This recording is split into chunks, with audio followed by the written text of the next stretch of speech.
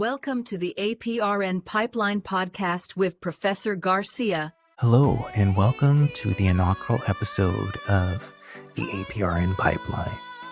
I'm your host, Professor Garcia. I've spent my career in the trenches as a registered nurse, family nurse practitioner, and a professor in the classroom guiding students just like you. This podcast is designed for the novice APRN student who is ready to move beyond just learning about nursing and start transforming it. In this series, we are going to tackle a massive topic: evidence-based practice quality improvement.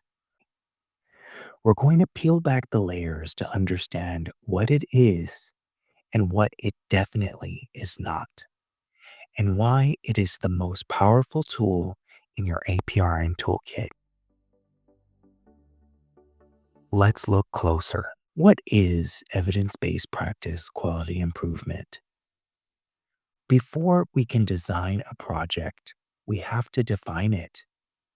Many of you have heard of evidence-based practice and quality improvement as separate entities, but for the modern APRN, we merge them. Let's look at the literature. According to the authors Guthrie Chu et al., from the peer-reviewed publication entitled Utilizing PPCO and the Mountain Model to Guide Clinical Improvement, published in 2024, the authors state evidence-based practice quality improvement combines the best available evidence with agency-specific metrics to achieve a tailored, comprehensive, and sustainable improvement product. In other words, evidence-based practice quality improvement isn't just about reading a journal article and saying, we should do this. It's about taking that external evidence and marrying it to the data inside your specific clinic or hospital to make a change that actually sticks. Let's look closer. The great confusion: evidence-based practice quality improvement versus research. Now, here is where most students get tripped up. Is evidence-based practice quality improvement just a small research study? Absolutely not. This is a distinction we have to get right. Let's look at the evidence. According to the authors Reynolds et al., from the peer-reviewed publication entitled Appropriate Use of Evidence-Based Practice Quality Improvement and Research Methods, Designs, and Terminology, from 2026, the authors state, nursing research is hypothesis-driven and seeks to generate new knowledge, while quality improvement is a systematic process used to enhance the quality of health care service and improve patient outcomes. Let's look closer at the language because words matter. In a research study, you are a principal investigator. In evidence-based practice quality improvement, you are a project leader. In research, you have subjects and a sample size.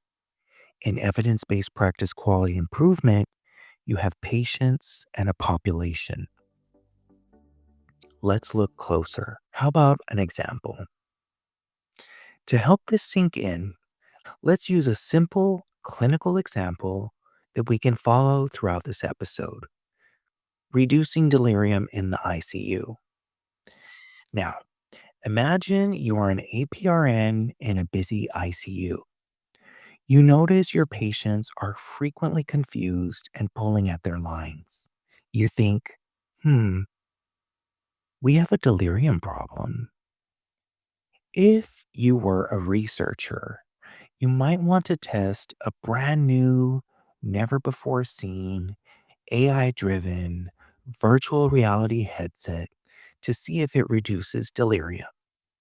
You would recruit a specific group of subjects, follow a rigid, set in stone protocol, and use complex statistical methods to see if your results are statistically significant. Let's not forget about power and sample size. But as an evidence based practice quality improvement project leader, you don't need to reinvent the wheel. You are looking at the existing evidence. You find that simple things like early mobility and better sleep hygiene are already proven to work. Your job isn't to prove that they work, it's to find out why they aren't happening in your unit and then implement them using a flexible, iterative process. Let's look closer. The searching question, PICO versus PPCO. Once you have your problem, like, delirium, how do you find the evidence?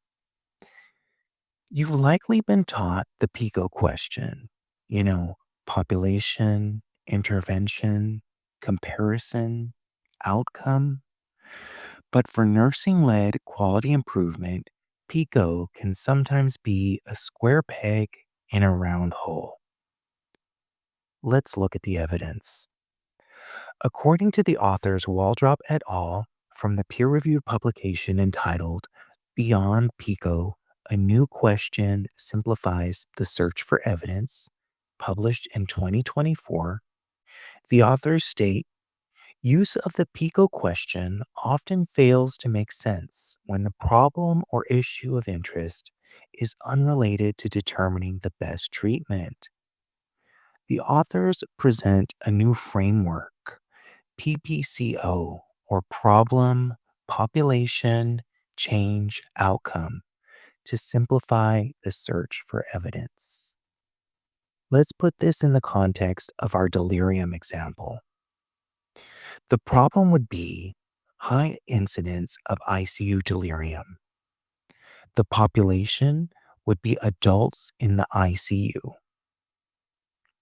The change would be implementing a sleep promotion bundle like eye masks, earplugs, and quiet hours.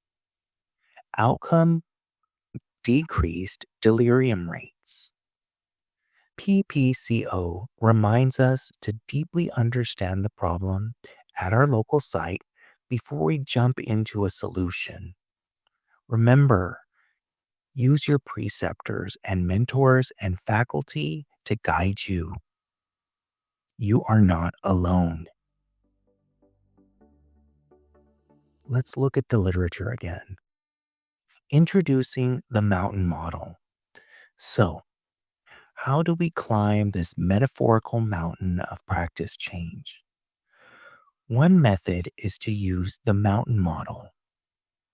From the evidence, the authors Waldrop et al. In the peer-reviewed publication entitled The Mountain Model for Evidence-Based Practice Quality Improvement Initiatives, published in 2024, suggests that this model integrates the strengths of evidence-based practice and quality improvement into one fluid framework. Think of it like this. The base of the mountain is your external evidence, the research others have done. As you climb, you integrate internal evidence, such as your hospital's own data. You set SMART aims, specific, measurable, achievable, realistic, timely aims. And then you use quality improvement cycles like the PDSA or Plan, Do, Study, Act to reach the peak, which is what? Dissemination, getting your work out there. Let's look at the literature.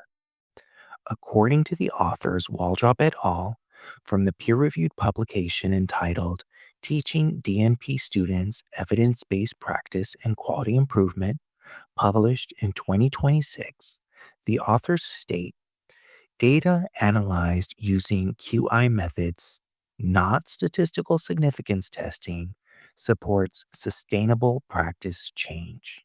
Instead of a one-time p-value, we can use run charts. to see if our outcomes are actually being achieved week by week.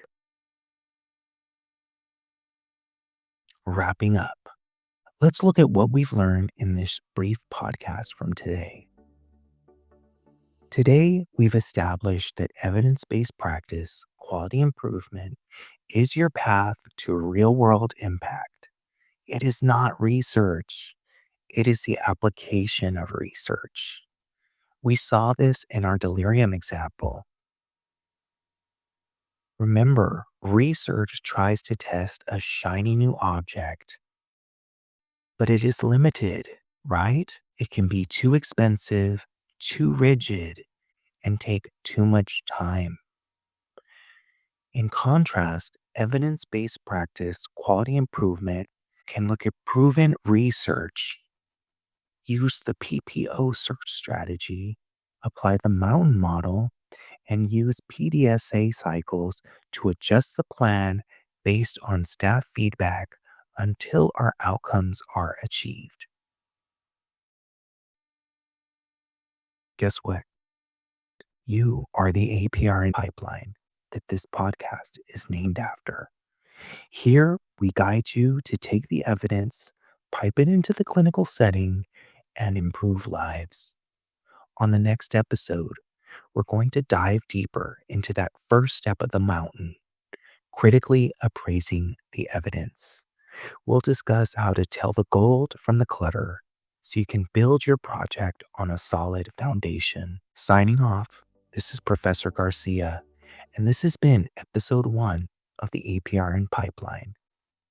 Keep questioning, keep searching, and keep improving.